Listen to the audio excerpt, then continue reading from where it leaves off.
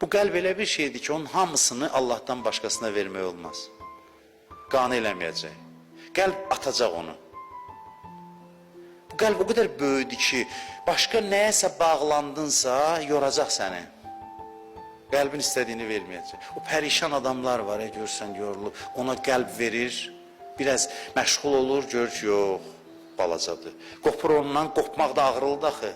Birindən qopmaq kin gətirir, küdurət gətirir.